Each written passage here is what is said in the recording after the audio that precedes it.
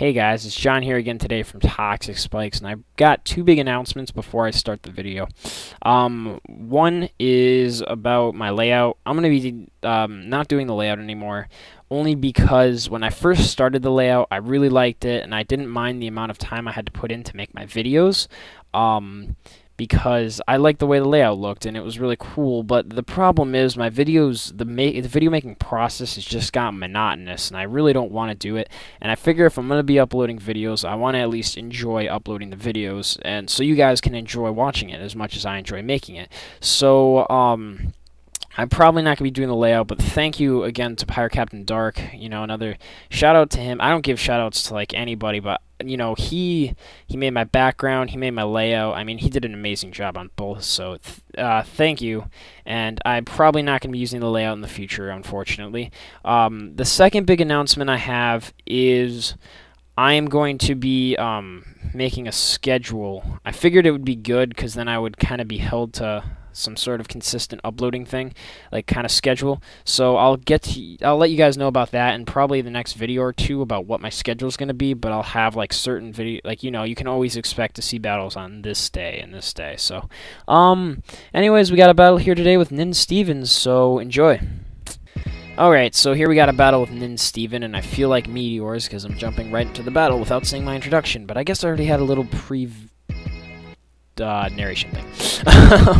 Alright, so I'm leading off with the Scarf Magnezone, and he's leading off with the Xatu. I know it's going to be a Magic Mirror Xatu, and I figured he was going to lead off with that, so that's why I lead off with Magnezone. And then I can just Volt Switch out, scout whatever he brings in. He goes out to an Among Us, I think that's what it's called at least.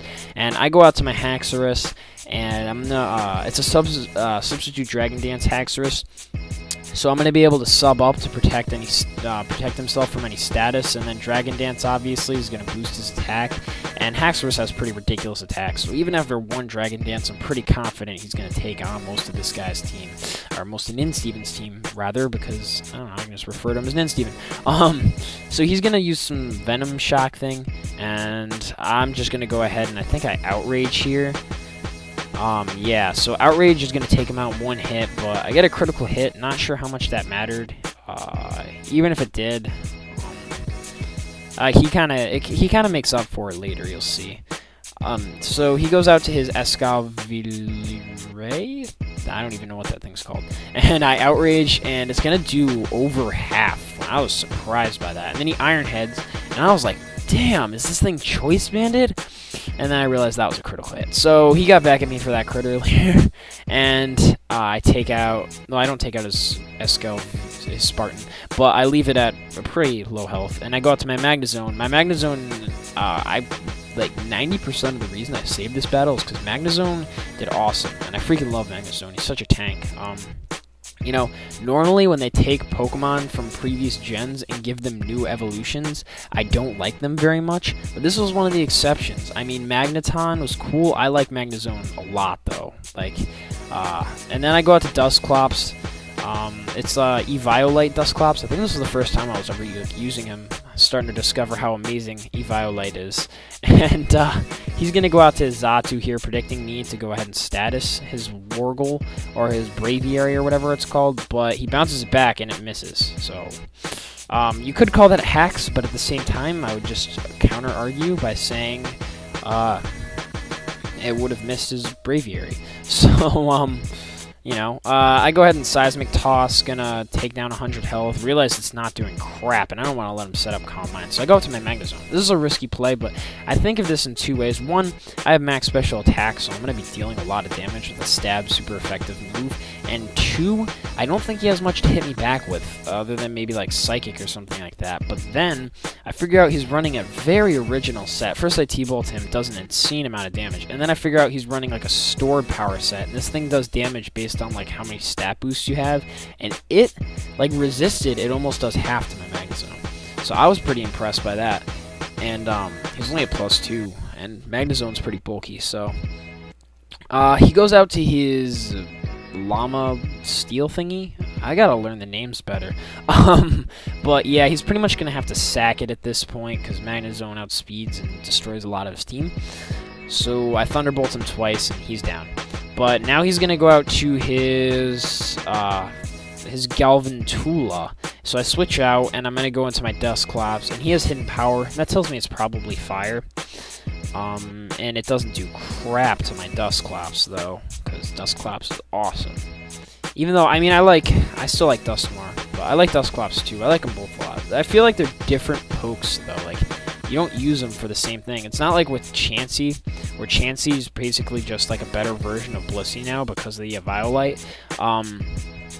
Dusclops is like a more bulkier version, like a more hardcore stall version, whereas Duskmar is a bit more offensive, and he runs stuff like Sub Punch and, you know, mixed attacking and stuff like that. Or not mixed attacking, sorry, like good coverage moves like Thunder Punch and Ice Punch and stuff like that.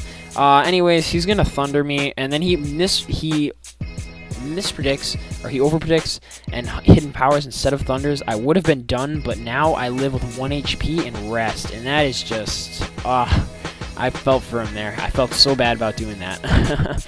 So now I'm going to switch out, because obviously staying in would be a bad idea, and I go out to Magnezone, and he's going to Thunderbolt me. And it takes me down to 19 health, but I get paralyzed. So Magnezone's usefulness has pretty much run its course in this battle, and I'm going to let him finish me off with a hidden power fire, I presume it to be. And I figure out right here, it is hidden power fire. Unless it's hidden power ground. I don't think it's that, though. Now he goes out to his, I go out to my Dusclops. He's going to have to pretty much kill himself with Life Orb damage.